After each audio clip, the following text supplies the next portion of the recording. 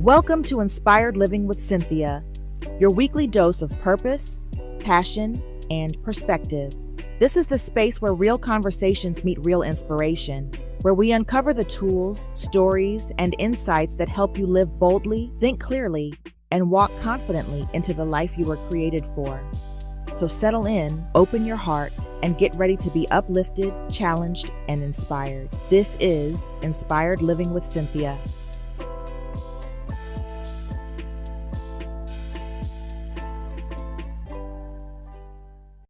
Good evening, and thank you for joining us here on Inspired Living with Cynthia. I am excited tonight to have this special guest, Dr. Keith Bunny. I'm going to give you just a little bit of his background before we get into the interview. Dr. Keith Bunny was educated in the Polk County school system, graduating from Bartow Senior High School. He has a liberal arts degree, a bachelor's of science degree, he's a graduate of Indian State University with an MS in sports administration. He's a graduate of Nova Southeastern University with leadership in special education, and a graduate of Southeastern again with his doctorate in education of higher ed organizational leadership. He's currently employed at Polk State College as the Dean of Students for the Lakeland campus, and he's an adjunct professor at Polk State College. He's a family man, married with a total of 9 children. He's a member of that awesome fraternity, Alpha Phi Alpha. He's also he's also a church member and deacon at the Redeemed Church of God in Christ. So it is my pleasure tonight to interview and talk a little bit with Dr. Keith Bunny. So, my show is about inspired living. So my first question has to be about inspired living. Tell me what that phrase means to you, inspired living. What does it mean to you personally? Living with inspired living means to me living with a purpose, and enjoying life, giving back, being active in your church community, just having a good life, traveling, enjoying life. But life is, we've always heard life is like a baby. You get one moment, go on the next. And I really just want to have a great life. I always tell my wife, I don't want my funeral to be sad. You have that one song as we come in, and after that, kick it up a notch. Well, he had a great life. He okay. That's right. That's what I try to do. All right, take us back to the beginning. What was a dream for you that you had as a child that still resonates with you today? Well, naturally, everybody wanted to be a professional athlete, but I wanted to have a scholarship. I wanted to play college football, get a scholarship, and I wanted to have a professional job. I never liked labor jobs. I did them, but I hated them. And I can remember one time I was working at the slaughterhouse between Fort Meade and Barton. It's closed down now. And it had to be at 6 o'clock in the morning. And my sister would bring me to work, and I was sitting there. She was like, "Get out!" I'm like, "I got 2 minutes." I would jump out and run to the guard shack and clock in at about 5:59. I didn't be there a minute longer than I had to. I really, really hated that job. So I always wanted to, have a professional job and be in an office thing. That was, yeah. Okay. Who was your early source of inspiration in your life, and what did you learn from them? Well, one was my mom. Growing up, our house burned down, we lost everything. And I saw that woman work 2 jobs for 30-some years. 2 jobs. She was a pediatric nurse, and she worked at the county hospital. I don't know if you remember that, way back in the days. County, yeah. And she worked at the city. Now it's Baltimore Memorial. She did both of them, off and on for like 30 years. And, she did what she could. We never had a car. She never had a car because she would say, "Why?" That's more than going out the house. So she wouldn't have a car. And I had older siblings who would take her stuff like that. So she never got a car baby so she could provide for her children. And 2, the second one became Riley. He basically was a mentor growing up, for his athletes, and he would talk to me about things, about life and stuff like that. And he really showed me what hard work was about. How training, getting yourself in shape, being prepared, not just physically, but being prepared mentally, those type of things. That makes you like, boy, I thought I used to work out until I ran to him. He introduced me to what's happening. Yes. All right. Well, the crossroads, the challenge. Every inspiring journey has some balance. Could you share a moment of significant challenge or a time that you felt that you were truly stuck? Well, I, like I said, I've always wanted to have a good job, things of nature like that. But sometimes we make mistakes and we don't separate ourselves. Comes time you can't take everybody with you. And like you aforementioned, I finished graduate school and I came home, and I didn't want people to think I changed and want to be better than everybody.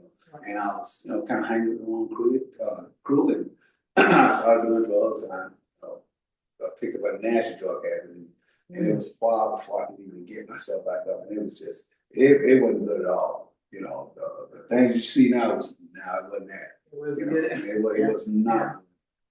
Working menial jobs, and couldn't keep a job for one, whatever job you got. And, you know, you try ups and downs, but you just couldn't I just couldn't get out, get a hold of it.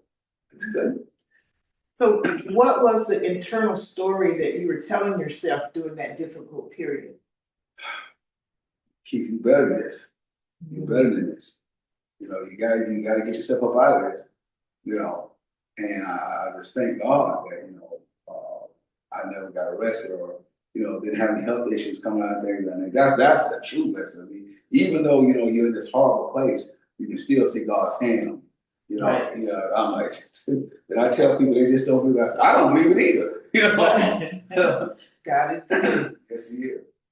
Okay. Was there a piece of bad advice that you got that you received, and now you look back on it, you're glad that you ignored them? Oh yeah, oh yeah. Once you start those drugs, you never get it off. That's it. That's your life. You're done. Yeah, you're done. That's what people used to say, and it's so sad. There's a lot of people that took that to heart and they believed it. Right. They believed that. Yeah. That you could never. Yeah. Oh yeah, you never be the same. It's over. Tell you. They give you a couple of examples. So and so did this. Man, look at it now. He's yeah. Right. Yeah.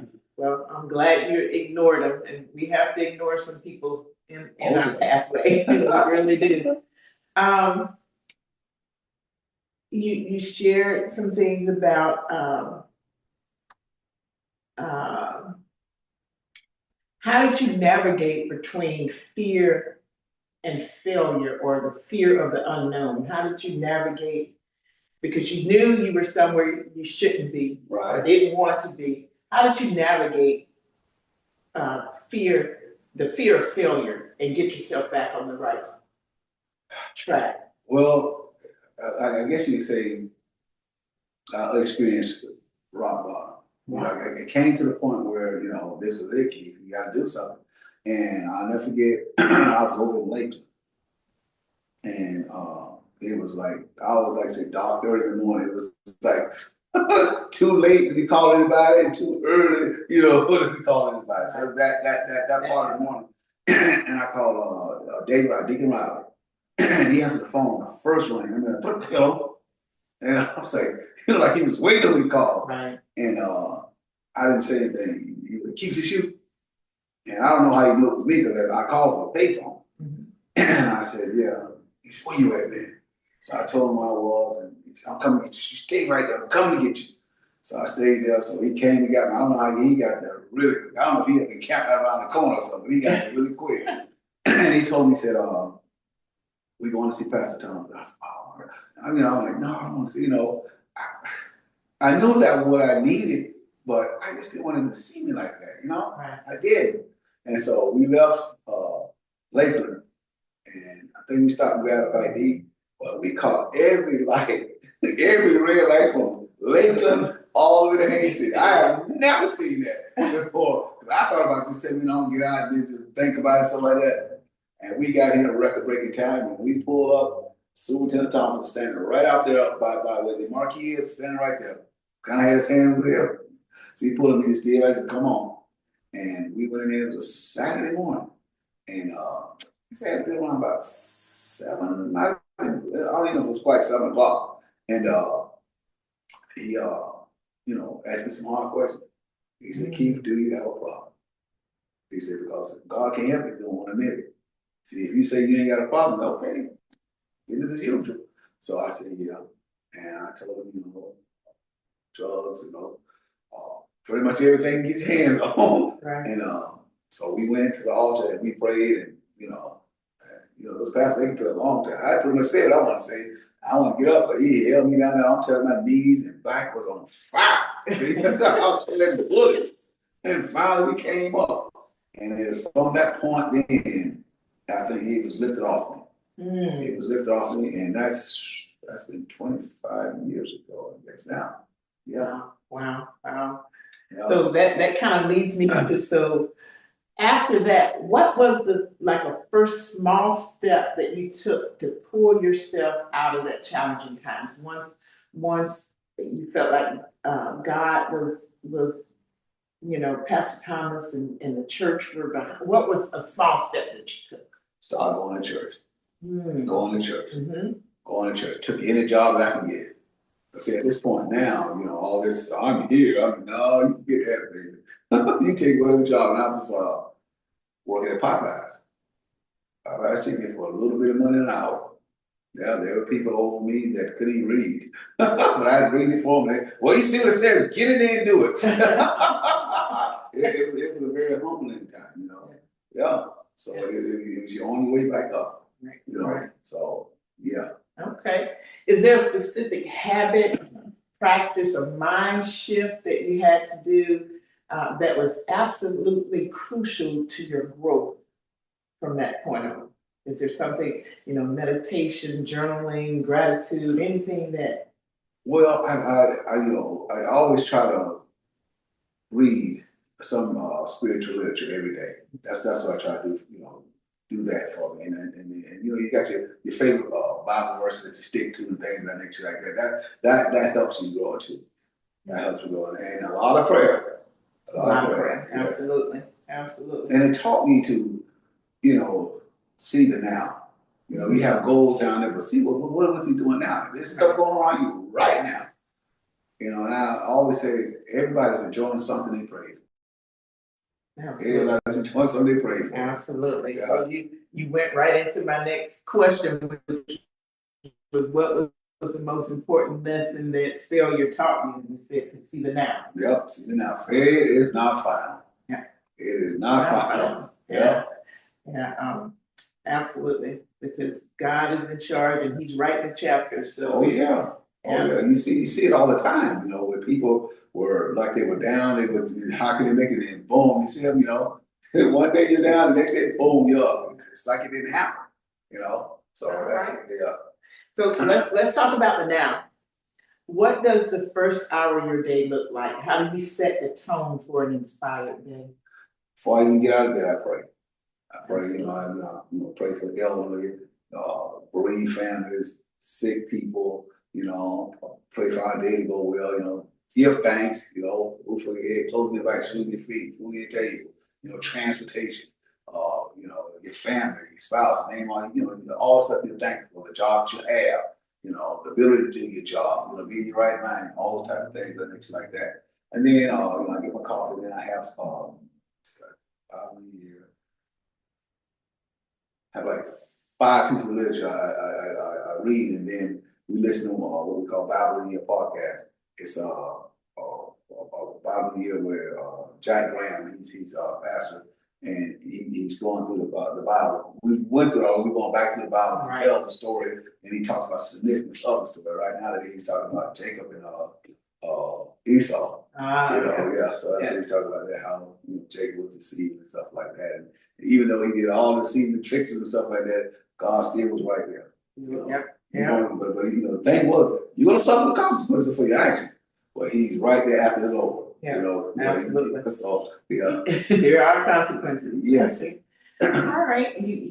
What is a book, poem, or quote that you return to time and time again to gain for inspiration? It's on my email. I like Romans 8:28. All things work together for the good. Even though it seems like it's not, but it goes somehow. It's always when I can look back on my life and see how it just it pushed you over here. You didn't get this job, you was devastated, but because they had this away and the right people there, and you look like, God damn, I'm over here. Absolutely. Yeah. So yeah, that's my go-to. Okay. How do you define success for yourself today, and has that definition changed over time? Yes. Success in today is being able to help people. See, we're put in this world to help people. It's not about, how much money, what kind of car you drive, how much clothes you got, how much you travel, so whatever, but you're here to help people. You're here to enjoy life, we love to enjoy life and things like that, but you're here to help people. I have on my desktop again, my job, the legend did a story about this stuff like that. And anytime people come in, I'll tell my story.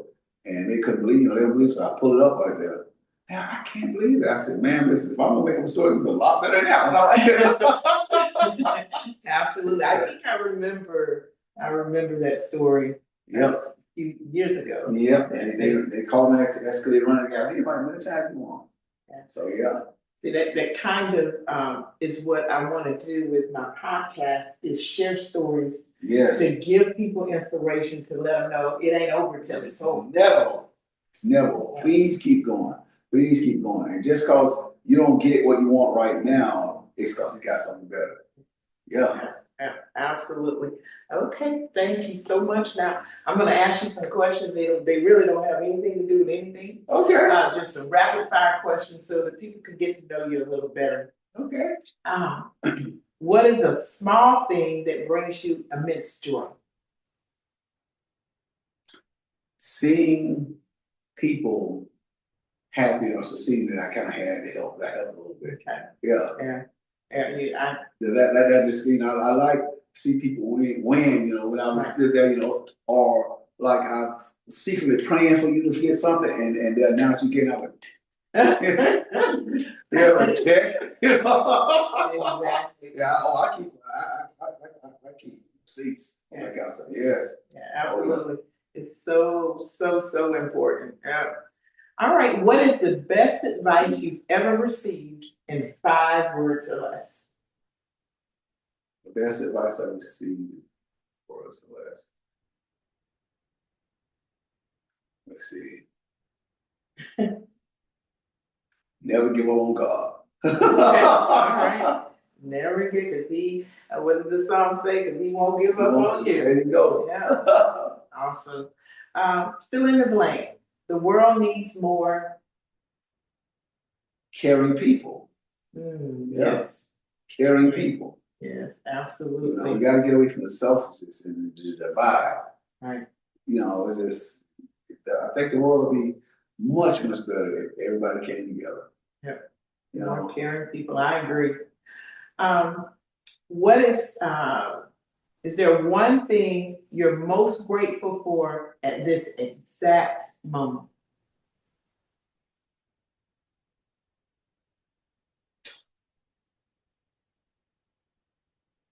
I guess I could say that be put in a position where I can mentor and help people. Mm-hmm.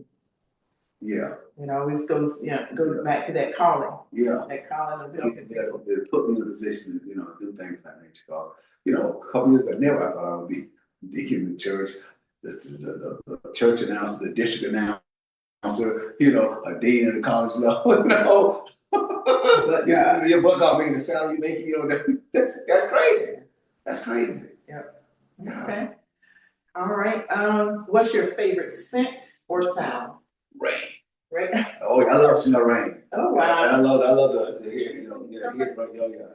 I think it was Pastor Downey, my brother. He said he likes the smell of rain. Oh yeah. Okay. What is a belief that you hold that many people might disagree with?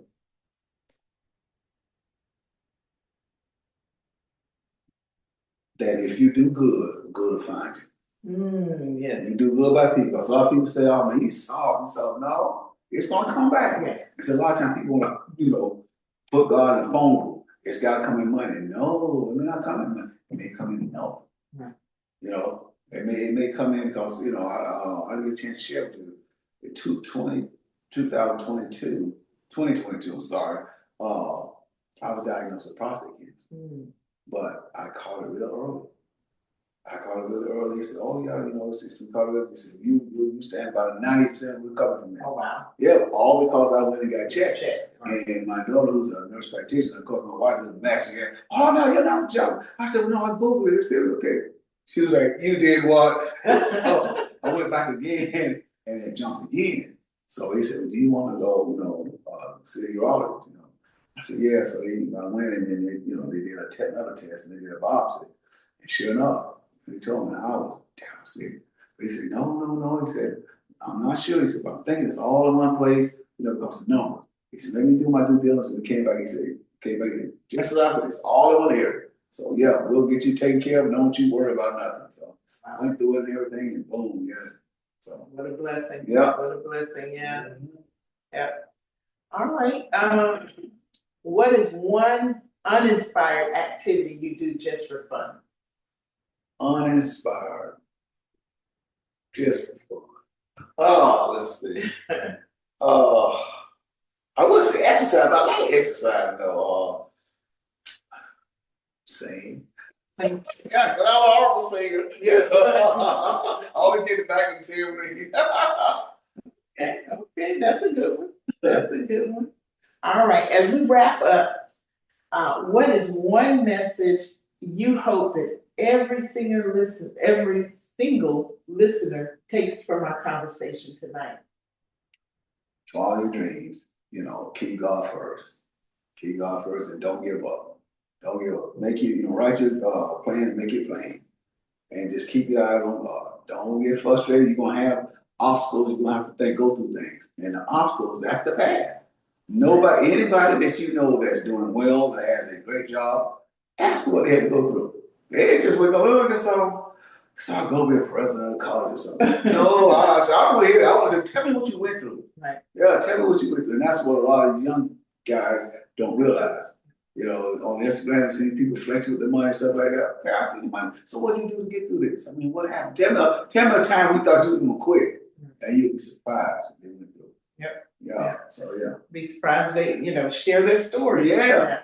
And when I talked about what I wanted the show to be about, I used that familiar saying. They say you see glory, But you don't know my story. yeah, exactly. There you go. Yeah. So I always be careful when I say, oh man, no, I don't. I'm gonna be like Keith. So I don't know what that guy had to go through. Exactly. He might have been 2 minutes from going to a damn psychiatric ward, but God pulled him in. No. Yep. You never know. You never That's right. know. All right. So thank you so much for sharing with me. My last question is, what's the best place for people to connect with you if they wanted to reach out and Facebook. I'm on Facebook. I'm on Instagram. They can just inbox me. I would love to talk to people. And of course, right across the street over there, Redeemed Church of God in Christ. I'm at 24 North 8th Street. I'll be there most Sundays. All right. What a blessing. Well, thank you, Dr. Bunny, for taking some time to share your story. Yes. And just being plain and real so that people know they can make it. Oh, yes. They know they can make it. So, again, you've been listening to Inspired Living with Cynthia and my guest, Dr. Keith Bunny. I hope you gained a thought. I hope you were inspired. So I sign off by saying, be inspired.